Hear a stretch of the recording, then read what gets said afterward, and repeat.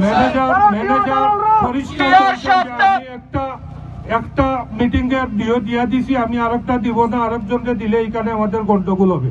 আমি কতটা manager city manager আসার জন্য আমি কতটা বলতেছি, তখন উনি দেয় নাই। এরপরে অনেক চাপ দেওয়া হয়েছে যে 2টা থেকে 12টা পর্যন্ত দেওয়ার জন্য, 12টার থেকে 2টা পর্যন্ত, কিন্তু উনি দেন না। এই জন্য সিটি ম্যানেজারকে আমাদের এই কমিউনিটির পক্ষ থেকে থ্যাংক ইউ। আর আপনারা সবাই খেয়াল রাখবেন, কারণ কিছু ইন্ডিয়ান র এখানে আসেন, এরা সব সময় চাইবে আমাদের মধ্যে একটা দ্বিধাদ্বন্দ্ব লাগাইতো। আর বাংলাদেশও কোনো নির্যাতন না। আজকে যারা বাংলাদেশে নির্যাতন হওয়ার বইলা মিটিং করেছেন, আমি পরিষ্কার বলবো, যদি আপনাদের বাংলাদেশে কোনো জায়গায় কোনো এই ধরনের ঘটনা হয়ে থাকে, আপনারা প্রমাণ সহ আমাদের কাছে দিবেন। আমি মুশফিকুল ফজল আনসারী ভাইয়ের সাথে কথা বলছি, উনি রাষ্ট্রদূত।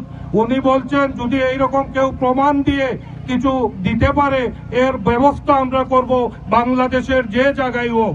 আমরা বাংলাদেশে হিন্দু মুসলমান ভাই ভাই, আমরা আজকের এই প্রোগ্রাম হিন্দু ভাইদের বিরুদ্ধে নয়, এইটা আমরা আমাদের দেশের বিরুদ্ধে, যারা আমাদের কনসুলেট অফিস আমাদের পতাকা জ্বালিয়েছে তাদের বিরুদ্ধে।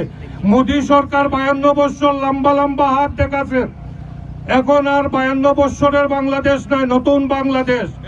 আপনাকে বুঝতে হবে এখন নতুন বাংলাদেশ। হাত নাড়াবেন না, হাত ভেঙে ফেলবে বাংলাদেশের জনগণ। থ্যাংক ইউ আপনাদেরকে আজকে এই